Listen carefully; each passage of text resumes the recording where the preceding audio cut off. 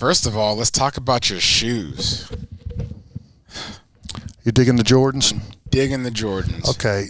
Listen, Jonathan. Give me the story. Well, listen, I love living in the city of Charlotte, but I got a call from home, my North Carolina Tar Heels. Okay. And so I joined the staff up there with Coach Brown about 5 years ago, and I'm in a player development position, so helping these guys transition to life after football. But one of the greatest decisions, one of the side perks that goes with it is about all the Jordans I can get. And I wear 16, Jonathan. So I was hoping you were going to say 12 or at least 12 and a half or 13. No, listen, Thomas Davis, every time he sees, like, he needs a pair of 13s, I think it's his size. He wants the special editions, the player editions that we have that are everybody wants them because there's only like 170 of them made a year. But have you ever hooked him up with them? I mean, you're a nice guy if you are. Listen, he's got to do something for me. Like that's a lot of value. Yeah, don't worry about it. I'm not going to ask you about any Jordans. So. No, but but and you know the color, it's not the same, but it's in the same class as the Carolina Panthers. So when I see that, I think to myself, Carolina. Yeah. And I think we have established the fact that Carolina is Carolina. The skies are blue and we're blue. It is a brand. Tar Heels are blue. Like Oregon, though. I mean, listen, should you not have some sweet J's? Yeah, I do have some sweet J's. But the blue is different. Yeah. It hits different. It does. That blue is purty. Yeah. Nah, man, let's get to it, man. Kevin, how was it blocking against the defensive line that was also, like, unstoppable? Yeah. Like during camp, during practices, like talk about how that made you guys better. Well, it was, I was here for the 1-15 season, and there were some good pieces on that defensive team. But then that next year when Coach Fox came in and drafted Julius Peppers, and it was kind of like the big piece, that one last piece that we needed that really helped that defensive line because they had depth and a lot of talent. When you're rotating Rucker out and bringing in Al Wallace, you're and Chris Jenkins and Buckner in the middle, so they were fantastic. Dan Morgan there at linebacker, and with Coach Fox, we were going to hit. We had two-a-days. It was old school football. We'd do goal line all the time, so and it was full contact. We could cut. He's like, hey, guys are going to get guys are going to get cut in the game. You got to learn how to do it in practice. Wow. So the guys got to defend it. But it was amazing because I think, might not be exact, but we might have finished last in defense that 1-15 season, and then, might have gotten it up to maybe fifth in the league. It was either in the second or third year, maybe that year that we went to the Super Bowl in 2003. But, I mean, defensive line leads the way. I mean, it makes everyone's job so much easier. The linebackers can run. The DBs don't have to guard as long. They're back there, and that's where you're going to get turnovers. Guys pressuring the quarterback, causing fumbles. Quarterback throwing the ball scared. Yeah. Yeah. And just the athleticism, the penetration they could get in the run game, where you just couldn't even get anything started. Being a running back, if you can see where that first cut and that first little daylight is, it's going to be positive. You don't know how big it's going to be, but you're going to get some positive yardage. There was always somebody like Peppers, Jenkins. I mean, for big as he was just a dynamic, just fast twitch athlete that could just disrupt everything. Yeah. That's dangerous. And you add Julius Peppers to the mix. That was the freak factor because he'd do something physical and then, the next play he's floating around and picking a ball off or knocking it down or blowing up a screen because he could cover so much. 6'6", 285, could run. I think he had 5 interceptions in the league for touchdowns. You have to check the stats on that. I'm getting a little older. I don't know how my recall is, but I don't know. Look it up for us over there, Mr. Producer for us. Yeah, let us know if that's factual or not. but either way, if it's not four. Close. I gave him an extra. Yep. He deserves it. He does, man. Yeah. Hall of Fame. It's Hall of Fame. Carolina Panther draft pick. Hall of Fame. Do you have any practice stories about Julius Peppers? Yeah, and I think Jordan's probably. It's really not about me. It's About Jordan. Well, yeah, you can talk about Jordan. Yeah, we drafted Jordan number 8, and he was awesome because he was brilliant, great technique. He was very polished for coming in as a rookie offensive lineman. They basically just put him right at right tackle right from the beginning, and I think it might have been the first padded practice, the first time we were doing one-on-ones, and Julius just dumped him on his back. Yeah, and I think all of us as offensive linemen, our first thought was, man, I'm glad that rep wasn't against me. Because Julius could line up anywhere. But Jordan was great because he just, he said, well, that's as bad as it can get. I got that rep out of the way.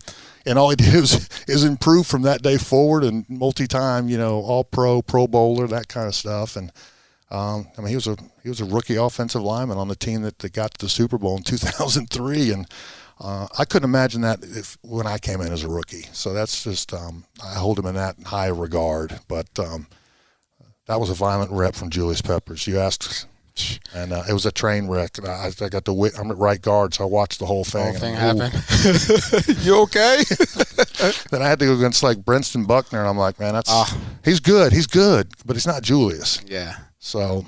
I can say that now because we're not going to line up and put helmets on and all you that. Won't Those come days over are and over. Try to challenge you tomorrow. Little trash talk right now is good. Yeah, I tried to keep D linemen on the down. Like if they dominated them and help them up, I think he tripped over somebody.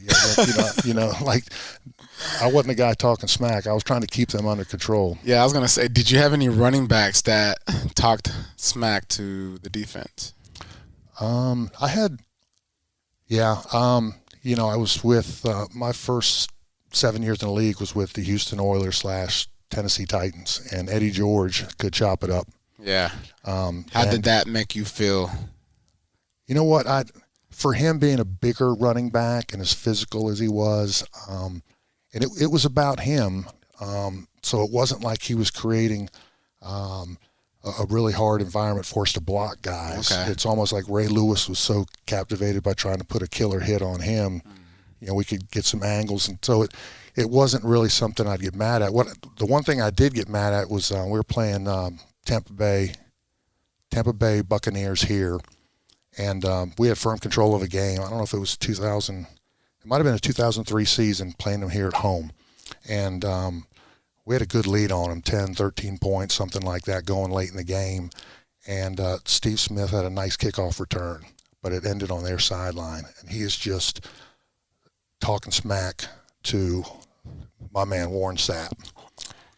And listen, Steve was young, and he'll probably hear this because I'm going to say it, but I basically jerked him by the back of the neck. I said, get off the field, go to the sideline, stop doing this. Like, that's the dude I got to block. I do not need him fired up. Go over to the other sideline and get us over with, because and then what happened is it started a spark on the D-line. Simeon Rice, sack fumble. They were able to get back into the game, and there was a lot of different things going on in that game, but we ended up winning, which was great. But I remember, us offensive line-wise and giving up that sack fumble, I started thinking back, because you're always trying to blame someone else. Yeah. It's hard as a player. Like, man, that was, yeah. I know I didn't do my best, but that wasn't ball, baby. Yeah, so... but that was a game. I remember Chris Mangum. I just saw him walking down the hallway, and he was the one trying to calm me down after the game because I was all mad. And he's like, "The reporters are wondering, like, we won the game, and someone's in here screaming in the shower area." Yeah, I'm just mad. I'm mad as hell. And he's like, "Hey, he comes in with that southern drawl, and he did calm me down. He's, hey, man, take it easy, bud. We got a good win here. We'll move on next week. Just calm down, man. Go. We're gonna hang out with my cattle." Yep. That's awesome, man. Favorite teammate that you could, like, if you were in a funk and you needed like a pick me up, who was that? There's several guys.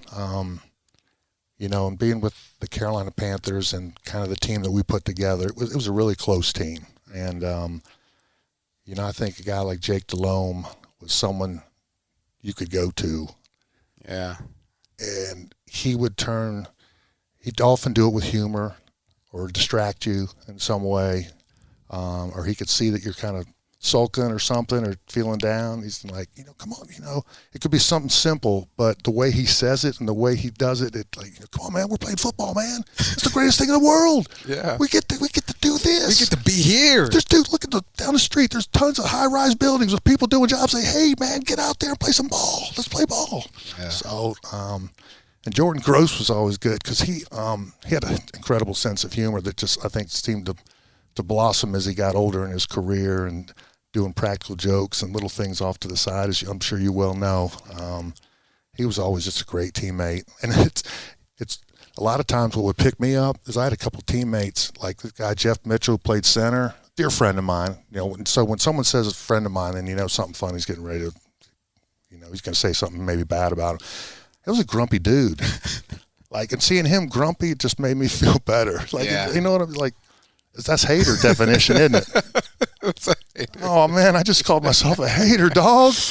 Dang. You've been hating that haterade, man. But, hey, football's tough, and, as many good times there are, the longer you get away from retiring from the game, you forget about all those. It's like when you're in college. You remember all the good times, but not those late nights when you're worried about finishing a paper or got a big exam coming up or something like that. You just remember the good times. Yeah. And I just remember the locker room being this fun place, but there was a lot of times, especially I was on that 1-15 season. Yeah. I mean, that's all we had was who was in that locker room. There was nobody outside that building supporting us, so you need your buddies. You need your buddies. I was on the 2-14 season. Oh, my God. I can't believe you brought that up. So the end of last season, when the Panthers got their second win, I'm cheering. I'm like, I'm Panthers all the way. Let's win. I don't care about draft selection, picks, and all that kind of stuff. Let's just win games. Yeah. The first thing my wife says, she's like, congratulations. You still hold the worst record in Panthers franchise history, 1-15. And I'm like, I was so joyful. We won. I'm in it. And she saw my face just, Oh, your wife sucked the joy right out. She seems awesome. She's been with me since I was a sophomore in college. Oh, wow. Yeah, she knows more about football than a lot of kids. I'm working at Chapel Hill with the football program there. I bet she knows a lot more than some of those football players on the field. Yeah. She just lived through it, Yeah. How important was she through your transition from retirement?